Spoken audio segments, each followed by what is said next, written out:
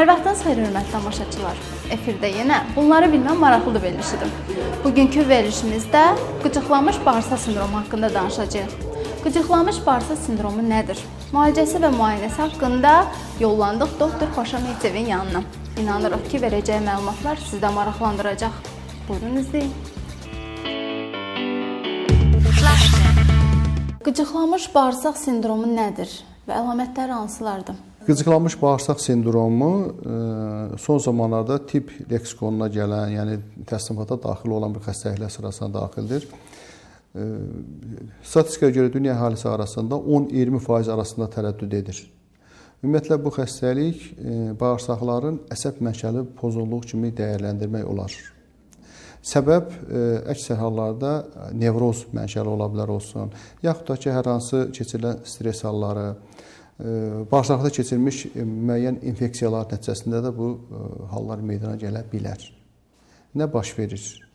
Bu zaman qarın boşluğunda səbəbsiz ağrılar, gurultular, bəzi xəstələrdə ishala meyillik, bəzi hallarda isə qəbizlik halları kimi müşahidə oluna bilər.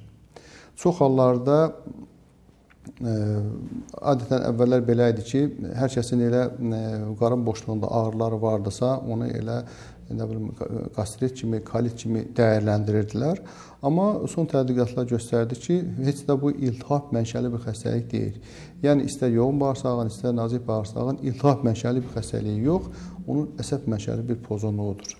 Bunun əsas sübut edən amillərdən biri müəyyən həyəcanlanma halları olanda, qorxu keçirəndə, məsələn, tələbələr imtahan ərəfəsində, belə hallarda qarın boşluğunda səbəbsiz ağrıların olması sübut edir ki, doğrudan da bu əsəb mənşəli bir pozğunluqdur. Əgər uzun müddətli ishal, yoğun bağırsaqda bədxəstəlik, şişlər, iltihab mənşəli xəstəliklər olarsa, belə xəstələrdə arıqlama müşahidə olunur.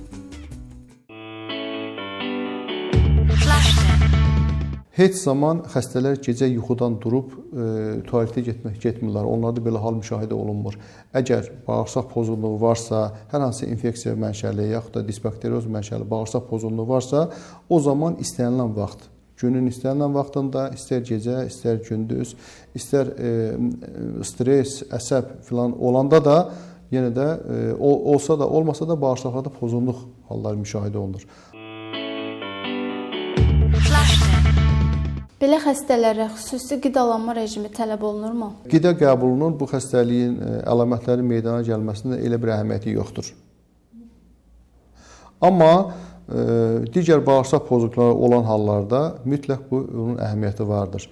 Yəni, süd qəbulu, yağlı qidalar, heyvan mənşəli yağlı qidaların qəbul olunması, qızardılmış, acı, deyək ki, istotlu, sarımsaqlı qidaların qəbul olunması o bağırsaqlarda ağrı hissini artırır. Əgər orada iltihab mənşəli varsa, yəni ola bilər salmonellozda, dizenteriyada, qeyri-spesifik xoralı kolitdə, yaxud Kron xəstəliyində, disbakteriozda və s. belə hallarda qidalanmanın burada mütləq əhəmiyyəti vardır ki, o xəstəliyin kəskinləşməsində bunun əhəmiyyəti vardır. Amma qıcıqlanmış bağırsaq sindromunda burada elə bir spesifik qıcıqlandırıcı, yəni qida məhsullarından qıcıqlandırıcının elə bir rolu yoxdur. Xəstə həkimə müraciət edən zaman diaqnozun qoyulması asan deyil. Mütləq ümumi müayinələr aparılmalıdır. Demək, ikinci dəfə demişdim, bir də yadan salın. Bax, bu demək mədə, bu nazik bağırsaqdır. Görürsünüz, belə ilan kimi qıvrılıb nazik. Bax, burada qutarır və başlayır yoğun bağırsaq. Bax, bu apendisit çıxıntısıdır.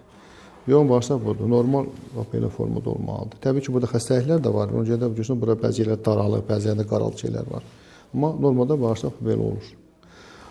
Xəstəlik də, bax, bu uğur xəstəliyidir, yoğun bağırsaq əsas xəstəliyidir. Yəni, ona görə də ağrı göbək ətrafında, sol qalça çuxuru deyirlər. Bax, orada, yəni burada daha çox olur belə. Burula-burula ağrı olur və xəstəni məcbur edir ki, bu tualetə getsin. Xəstə gedir bağırsağa, bağırsağı boşalınca sonra rahatçılıq əmələ gəlir. Və burada. İndi düzdür, bəzi adamlar var ki, onda ürək bulanma halları çox olur. Bu da mədə bağırsağının əsəb mənşəli pozğunluğudur. Məsələn, görsən tələbələr filan imtahana hazırlaşanda, həyəcanlı bir şey olanda eləyəndə onlarda ürək bulanma, qusma halları olur. Elə adam var ki, bunda ishal olur. Elə də var ki, onda qəbizlik olur, dayanıqlı, uzun müddətli qəbizlik hallar müşahidə olunur.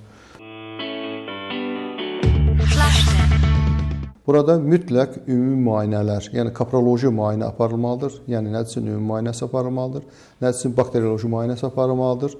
Mədə-bağırsaq sisteminin rentgen müayinəsi, kolonoskopiya müayinəsi mütləqdir və bunun əsasında diaqnozu dəqiqləşdirmək mümkündür. Müalicəsi haqqında nə deyə bilərdiniz? Xəstəliyin müalicəsində mütləq sakitləşdirici preparatlardan istifadə olunur. Sedativ preparatlardan müxtəlif tərkibli valerian və s. mənşəli sakitləşdirici preparatlardan istifadə etmək vacibdir. Diyetaya əməl etmək burada tövsiyə olunur. Yəni qıcıqlandırılmış, acı, istotlu ərzaqların qəbul olması çox da tövsiyə olunmur. Mütləq bağırsaq mühitin düzəldən ərzaqlardan istifadə olmaq, dərman preparatlarından istifadə etmək, yəni probiotiklərdən, prebiotiklərdən istifadə olması, sonra həzm yaxşılaşdıran fermentlərdən istifadə olunması tövsiyə olunur. Xəstənin iş və məişət şəraitin mütləq düzəldilməlidir. Yəni onu qıcıqlandıran hallardan uzaqda dayanmalıdır. Xəstə açıq havada gəzməli, yuxu rejimini tənzimləməli, qorxulu və həyəcanlı filmlərə baxmaqdan qaçmalıdır. Bununla yanaşı sanatoriya və kurort müalicəsi də tövsiyə edilir.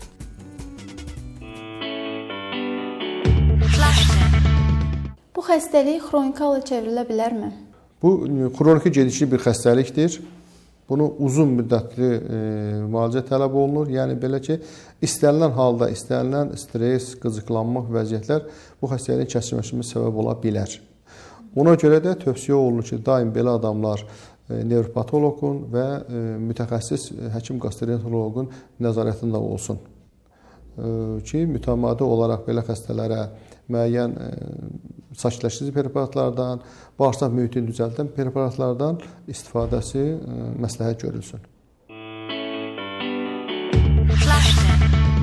Bugünkü verilişimizdə qıcıqlanmış bağırsaq sindromu haqqında bilinməyənlərdən sizə agah etmək, bilinənlər isə təkrar xatırlatmaq istədik. Sizin sağlamlığınızın keşiyində duran, bunları bilmən maraqlı verilişdən baxdınız. Həyatınızın və sağlamlığınızın daim maraq dairəsində olması ümidi ilə sizinlə yenə mən idim. Müşfiqə. Hələlik.